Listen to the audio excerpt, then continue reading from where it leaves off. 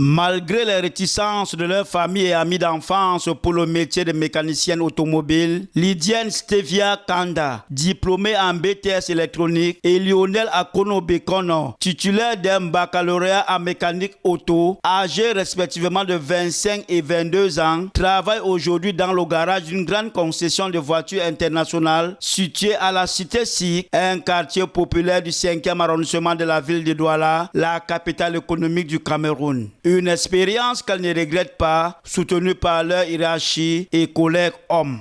Je les apprécie très bien, Elles travaillent, s'impliquent sur le métier et vraiment c'est à féliciter. C'est en regardant les hommes travailler dans les garages de son quartier que Stevia Lydienne Kanda a commencé à s'exercer sous les capots des voitures. Quant à Lionel Akono Bekono, elle s'était fait depuis l'enfance faire la promesse de briser un tabou. Ce qui me pousse d'abord à faire la mécanique, c'est que depuis toute petite, j'ai rêvé de faire la mécanique et je me suis fixé des objectifs. J'ai dit, tiens, c'est un métier d'homme, pourquoi ne pas me lancer un défi? Parce que généralement, la femme est considérée comme ménagère, comme bonne à rien.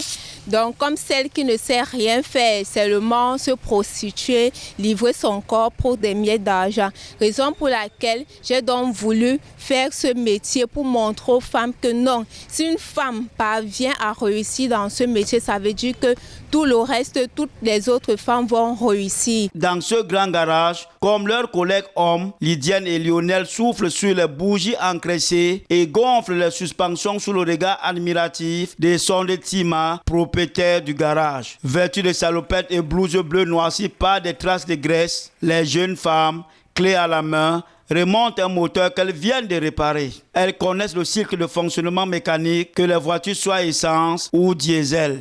Malgré leur détermination, Lionel et Stevia Lydienne doivent encore déconstruire certains préjugés présentés par des clients peu habitués à faire dépanner leur véhicule par des femmes. Elles s'imposent heureusement par la qualité de leur travail et comptent bien un jour devenir propriétaires d'un garage. J'aimerais avoir un grand garage dans lequel je vais employer plus de femmes que d'hommes. Parce que je sais que dans notre génération, nouvelle génération, les femmes sont capables de tout. Depuis sa création en 1996, le garage Sony a formé une trentaine de filles, selon Son de Tima, qui assure personnellement et à titre gracieux la formation des mécaniciennes.